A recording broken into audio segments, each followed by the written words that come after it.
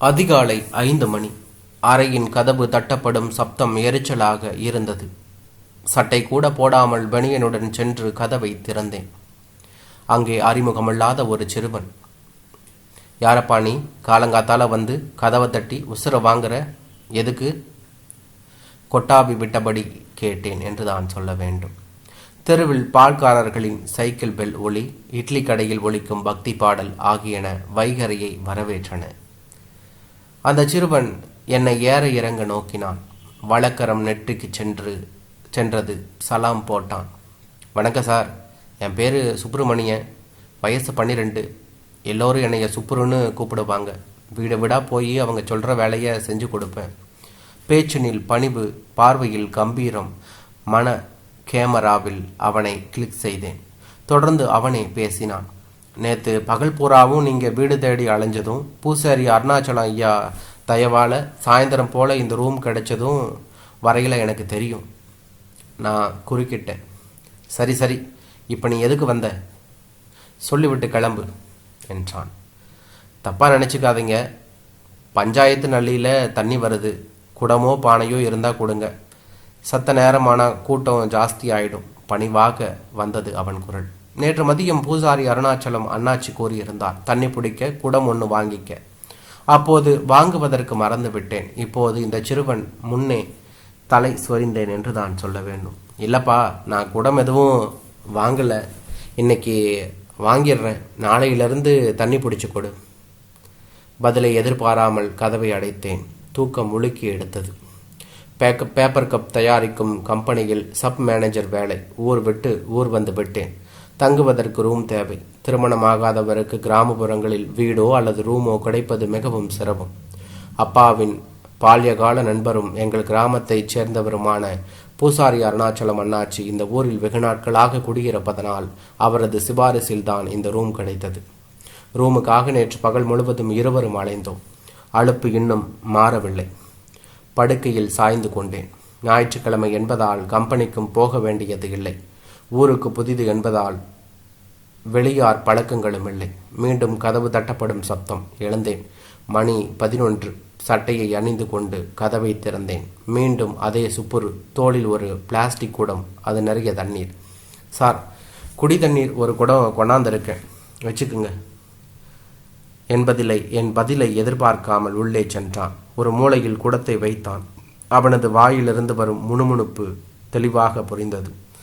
இன்னைக்கு குடம் வாங்கி நாளைக்கு காலையில் தண்ணி பிடிச்சி வைக்கிற வரைக்கும் தாகத்தோடு இருக்கிறதா? வேண்டுதல் போல.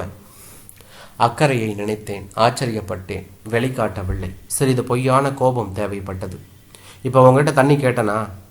என்னமோ நீ பாட்டில் வந்த, தண்ணியை கொண்டு போய் வைக்கிற, உன் மனசில் என்னைய பற்றி என்னதான் நினச்சிக்கிட்ட? என்னை அளப்பது போல பார்த்தான். அவனது பேச்சிலே சிறிது அனுதாபம் தெரிந்தது. என்னையை போல தான் சார் உங்களையும் நினச்சிக்கிட்டு இருக்கேன். புரியவில்லை. குழம்பினேன். என்னது, உன்னைய போல நினச்சிக்கிட்டு இருக்கியா? ஆமாம், இன்னைக்கு அதிகாலையில் வந்து உங்கள் கூட பேசும்போதே கவனித்தேன்.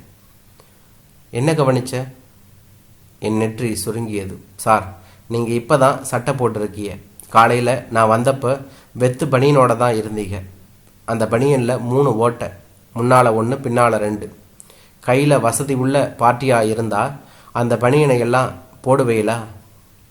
தூக்கி வாரி போட்டது எனக்கு. தொடர்ந்து அவனே பேசினான். எங்கள் அப்பா எங்கள் கூட இருந்தப்போ அது போட்டிருக்கிற பனியனும் இப்படி தான் 68 ஓட்டை இருக்கும்.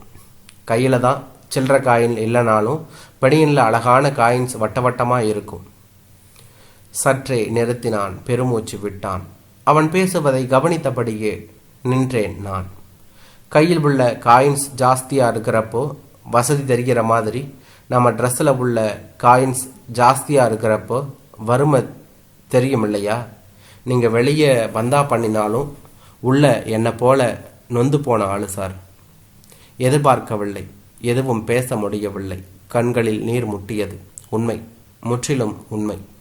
வயதான பெற்றோர், வாழ்க்கைக்கு ஏங்கும் சகோதரிகள், வறுமையின் சின்னமாக பழைய வீடு, கனவிலும் விலகாதவர்களாக கடன் கொடுத்தோர் பட்டியல். சார், நீங்கள் அவசரப்பட்டு செலவு பண்ணி புதுசாக குடம் வாங்கி இருக்க வேணாம். எங்கள் வீட்டில் 5 குடம் இருந்துச்சு. அதில் ஒன்று தான் இது. மிச்ச குடமே எங்களுக்கு போதும். பேச்சிலே திருப்தியை காட்டினான். அவனை எனக்கு பிடித்து போனது. அருகே சென்று ஆதரவாக பேசினேன். உங்கள் அப்பா இப்போ எங்கே இருக்காங்க என்று கேட்டான். எங்கே எவ கூட இருக்கோ யாருக்கு தெரியும். ஆனால் நிச்சயமாக இன்னும் சாகலை, அது மட்டும் நல்லா தெரியும். அவன் பேச்சிலே வெறுப்பு தெரிந்தது. மனதிற்குள் கனத்தது. கேட்கவே கஷ்டமாக இருக்குப்பா. இதில் கஷ்டம் என்ன சார் இருக்குது? என் கூட இருக்கிற வரைக்கும் உழைச்சிக்கிட்டு பூராத்தையும் தண்ணி போட்டு செலவு பண்ணிக்கிட்டு வந்து என்னையும் அம்மாவையும் போட்டு அடித்து உதச்சி இன்னும் இம்சை பண்ணும். அம்மா பீடி சுற்றி சேர்த்து வச்ச துட்டையும் பிடுங்கிட்டு போயிடும். இப்போ அந்த தொல்லையும் இல்லை. எனக்கு ஸ்கூலும் இல்லை. அதுக்காக ஸ்கூலுக்கு போகிறத ஏன் நிறுத்திட்ட? கஷ்டம் கஷ்டம்னு சொல்லி இப்படியே ஒவ்வொரு பசங்களும் படிக்காமல் இருந்துட்டா நாட்டு நிலைமை நாளைக்கு என்ன ஆகும்? நீங்கள் ஒன்று சார், வீட்டு நிலைமையே பாடையில் ஏறுது. இந்த லட்சணத்தில் படித்து நாட்டு நிலைமையை பல்லாக்களை ஏற்றணும்னா நடக்கிற சமாச்சாரமா? எழுத தெரியும், படித்து புரிஞ்சுக்க தெரியும், அது போதும் சார் எனக்கு. அப்போ என்ன தான் பண்ண போகிறேன்? புதுசாக என்ன சார் பண்ண போகிறேன்? அதுதான் இப்போ பண்ணுறனே. காலங்காத்தால் எழுந்திருக்க வேண்டியது, வீடுகளுக்கு தண்ணி பிடிச்சி கொடுக்க வேண்டியது, கடையில் மளிகை சாமான் ரேஷன் சாமான் வாங்கி கொடுக்க வேண்டியது, தண்ணி பில்லு கரண்ட்டு பில்லு கட்டிட்டு வர வேண்டியது, இன்னும் எத்தனையோ இலாக்காக்கள் கையில் இருக்குது. அப்பப்போ எல்லாத்துக்கும் துட்டு கொடுப்பாங்க. இந்த துட்டெல்லாம் என்ன பண்ணுவேன்? பேங்க்கில் எதுவும் போட்டு வச்சிருக்கியா கேட்டேன் நான். அவனின் பார்வை தரையை நோக்கியது. சலிப்பாக பேசினான். ஆசைதான், என்ன பண்ணுறது? அம்மாவுக்கு முன்னைய மாதிரி ஜாஸ்தியாக பீடி சுத்த முடியல. ஆஸ்துமா கோளாறு வேறு. கையில் வர்ற துட்டு மருந்து மாத்திரைக்கே போயிடுது. அவசரத்துக்கு அக்கம் பக்கத்தில் கடனாக வாங்குற துட்டுக்கும் ரொம்ப ரொம்ப நெருக்கடியில் கந்து வட்டிக்கு வாங்குற துட்டுக்கும் வட்டி வேறு. கேட்கும் போதே நெஞ்சு பலமாக வலித்தது. அதை அனுபவித்து கொண்டிருக்கும் அவனது வலி எப்படி இருக்கும் என்பதை என்னால் நினைக்கவே பயமாக இருந்தது. வலியையும் அதனால் பிறக்கும் வேதனையையும் அவற்றை தாங்கிக் கொள்ளும் மனப்பக்குவத்தையும் ஒரு மனிதனுக்கு அள்ளி வழங்குவதில் முக்கிய பங்களிப்பை அவனின் கடந்த காலத்து கசப்பான அனுபவங்களே பெறுகின்றன என்று தான் சொல்ல வேண்டும்.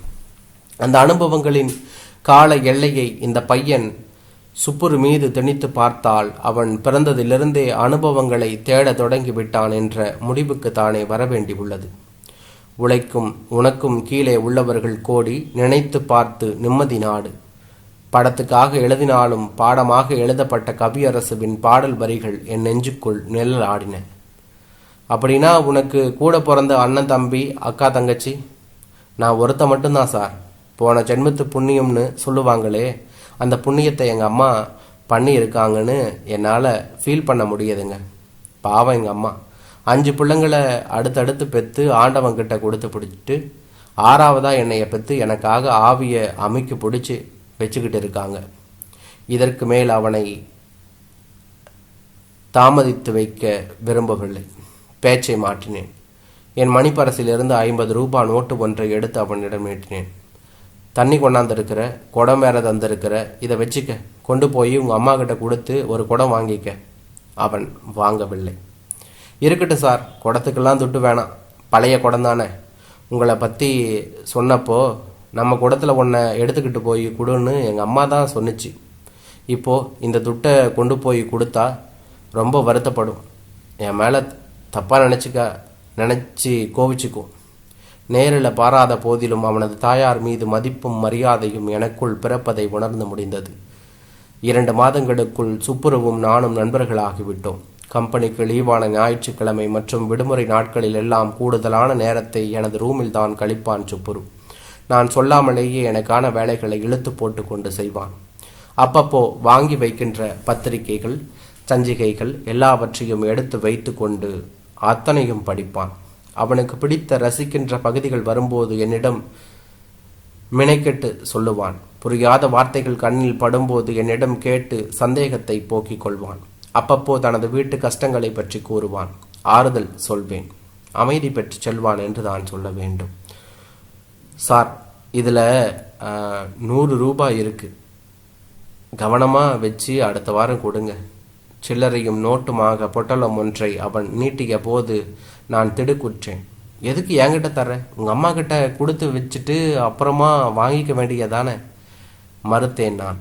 எங்கள் அம்மா கிட்டையெல்லாம் இந்த வேலை சரிப்படாது சார், சலிப்பாக பேசினான் அவன். என்னது சரிப்படாதா? என்ன சொல்கிற? ஆமாம் சார், இன்னும் 10 நாளில் எங்கள் கோவிலில் திருவிழா வருது. எங்கள் அப்பா எங்கள் கூட இருந்த நாளில் கூட எங்கள் அம்மா நல்ல சேலை கட்டிக்கிட்டு கோவிலுக்கு போனதை நான் பார்க்கல. அதனால் நல்ல சேலையாக ஒன்று எடுத்து எங்கள் அம்மா கிட்ட கொடுத்து கட்ட வச்சு கோவிலுக்கு கூட்டிக்கிட்டு போய் சந்தோஷமாக சாமி கும்பிட்டு வரணும்னு ஆசையாக இருக்குது. இதை அம்மா கிட்ட சொன்னால் அவ்வளவு தான். சேலை ஒன்றும் வாங்க வேணாம், உனக்கு நல்ல டவுசர் வாங்கிக்கிட்டு சட்டை வாங்கிக்கின்னு சொல்லி மறுத்து போடும். அதையும் மீறி சேலை வாங்கிட்டா என் பேச்சை தட்டி சேலை வாங்கிட்டு இல்லை நான் கட்டவே மாட்டேன்னு சாதிச்சு போடும். அதனால் அம்மா கிட்ட சொல்லாமல் வாங்கிட்டு வந்துட்டா ஒன்றும் பேசாமல் இருந்துடும். 150 ரூபாய்க்கெல்லாம் நல்ல சேலை கிடைக்கும்னு ஜவுளி கடைக்காரங்க பிட்டு நோட்டீஸ் அடித்து வீடு வீடாக கொடுத்துக்கிட்டு இருக்காங்க. இந்த 100 ரூபாயை ஓரமாக வச்சுட்டு பல்ல கடிச்சிக்கிட்டு ஒரு வாரத்துக்கு சேமித்தா 50 ரூபாய் வந்துடும். கொண்டு போய் 150 ரூபாய்க்கு டவுனில் நல்ல சேலையாக ஒன்று வாங்கிட்டு வந்துடுவேன். நான் குறுக்கிட்டு பேசினேன். சேலையை பற்றி உனக்கு என்ன தெரியும்? அக்கம் பக்கத்தில் இருக்கிற பொம்பளைங்க யாரையாச்சும் கூட்டிக்கிட்டு போய் பார்த்து எடுக்கணும் இல்லையா? பலமாக சிரித்து விட்டான் அவன் என்று தான் சொல்ல வேண்டும். நல்லா சொன்னீங்க போங்க சார். நான் என்ன கல்யாணத்துக்கு பொண்ணு பார்த்து அதுக்கு முகூர்த்தப்பட்டு வாங்கவா போகிறேன்? பொம்பளைங்களை டவுனுக்கு கூட்டிக்கிட்டு போய் வர்ற அளவுக்கு துட்டு இருந்தால் அதுக்கு இன்னும் ஒரு சேலை வாங்கி போடுவனே. சற்று நிறுத்திவிட்டு ஒரு கணம் கண்களை மூடி திறந்து அமைதியாக பேசினான். எங்கள் தெருக்காரங்க ரொம்ப பேர் அவங்க அழுக்கு துணிமணி எல்லாம் லாண்ட்ரியில் கொடுத்து வெளுக்க போட என்கிட்ட தான் கொடுப்பாங்க. அதையெல்லாம் நான் எடுத்துக்கிட்டு போய் கொடுக்குறப்ப ஒவ்வொரு சேலையாக பார்த்து பார்த்து தான் கொடுப்பேன்.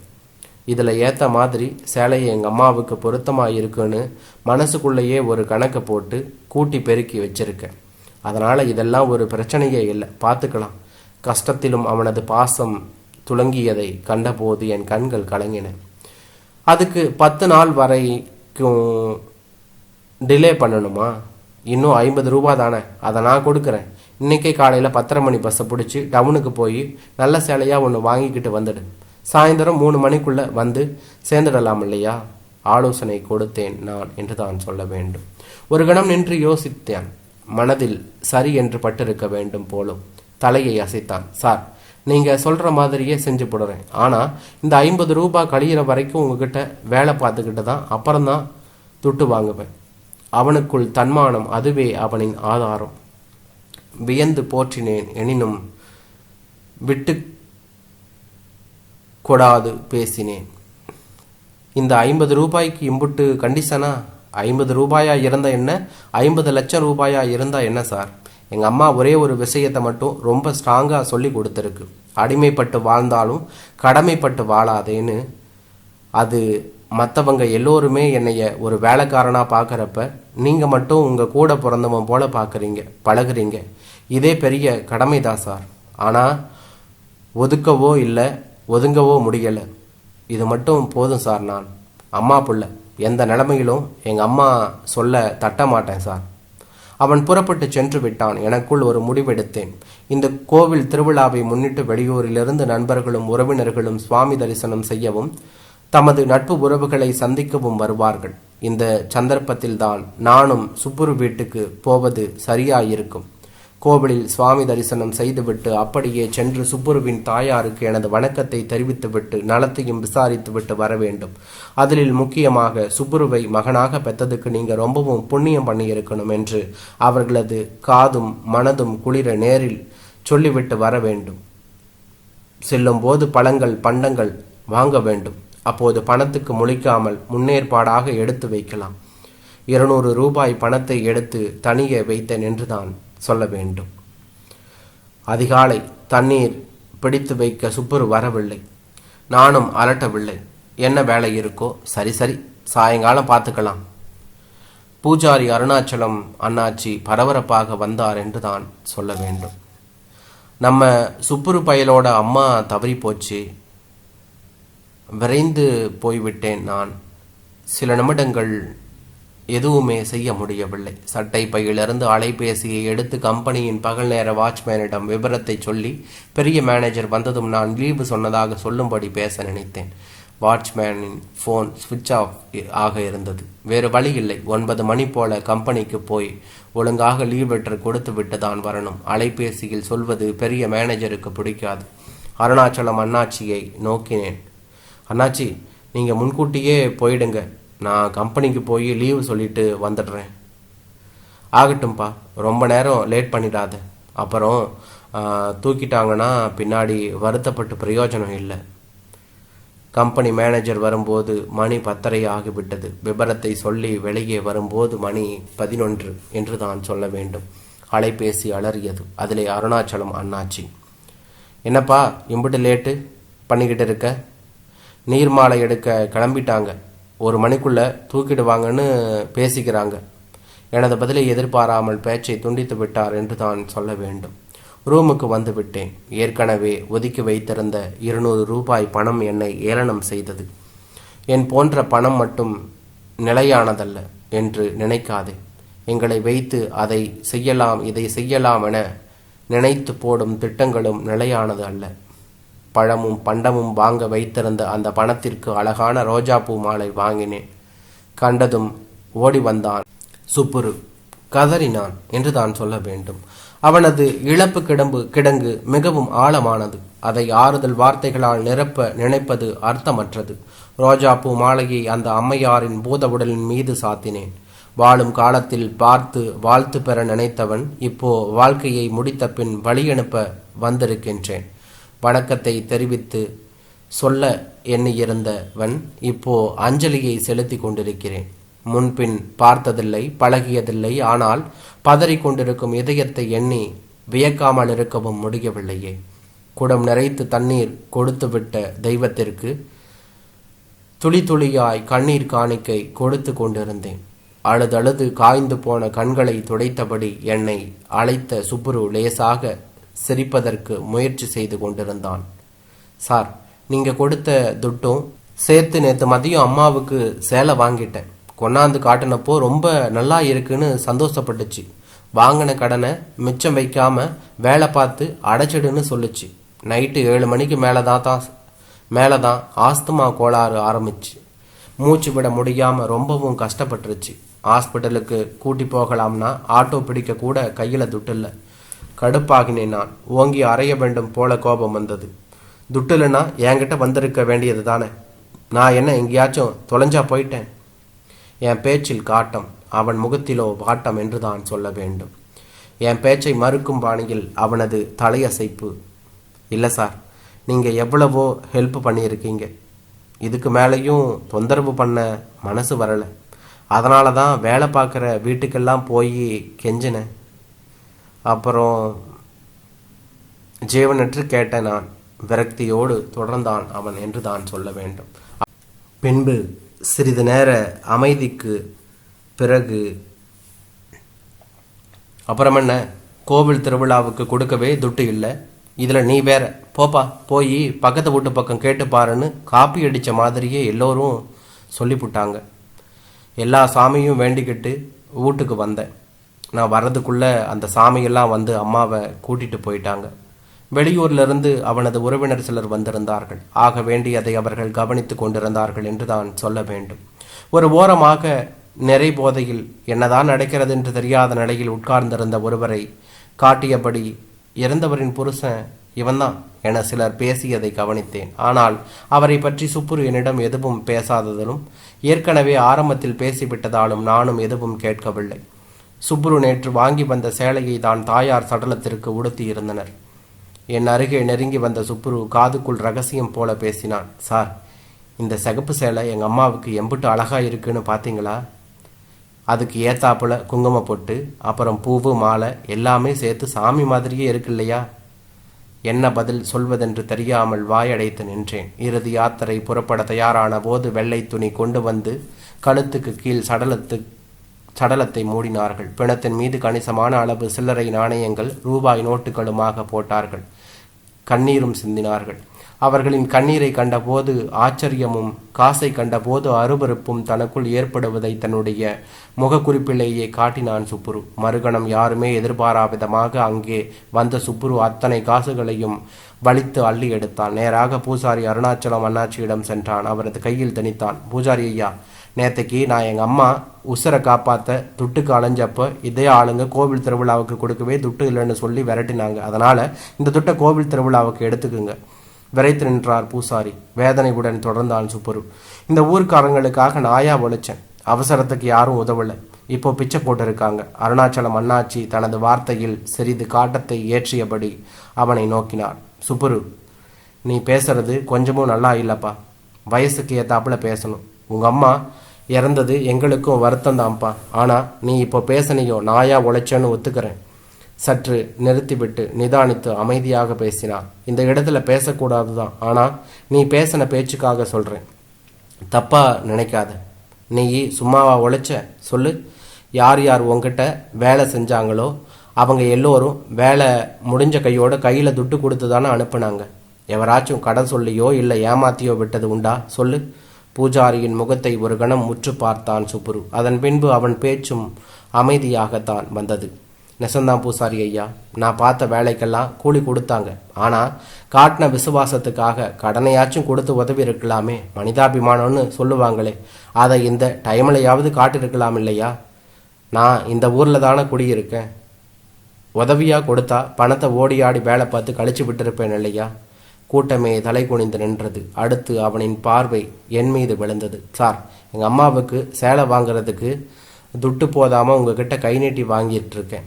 இப்போ இந்த துட்டில் அதை கொடுத்தா அது எனக்கு மட்டுமல்ல எங்கள் அம்மாவுக்கும் கேவலம். அதனால் ரொம்ப சீக்கிரமாக என் கையால் சம்பாத்தியம் பண்ணி அந்த துட்டை கொடுத்துடுறேன். குறுக்கிட்டேன் நான். வேகமாக பேச என்னால் முடியவில்லை. அதுதான், நேற்றுக்கே பேசிட்டியே, இப்போ எதுக்கு அந்த கதையெல்லாம் பேசுகிறேன்? சார், இதை உங்களுக்காகவே இல்லை எனக்காகவோ பேசலை. இப்போ இந்த இடத்துல வச்சு இதை நான் பேசலைன்னா நான் நன்றி கெட்டவனாக போயிடுவேன். எங்கள் அம்மா சொன்னபடி நான் எங்கேயாச்சும் அடிமைப்பட்டு வாழ்ந்தாலும் கடமைப்பட்டு வாழ மாட்டேன். நான் எத்தனை தடவைனாலும் சொல்லுவேன் சார், எங்கள் அம்மா சொல்ல தட்டவே மாட்டேன். நான் அம்மா புள்ள. கூறியபடி தாயின் முகத்தை நெருங்கி உற்று நோக்கினான். கண்களை மூடினான். அவனது கண்ணீர் துளிகளால் தாயாரின் முகம் நனைந்தது. அந்த ஈரத்தில் அவர்களது ஆத்மா குளிர்ச்சி பெறுவதை என்னால் உள்ளூர உணர முடிந்தது. தெளிவு பெற்றவனாக எழுந்தான் சுப்புரு. அவனது முகத்தில் சோகம் தெரியவில்லை, சுடர் தெரிந்தது. கண்ணிலே நீர் தெரியவில்லை, நம்பிக்கையின் வேறு தெரிந்தது. என்றான்.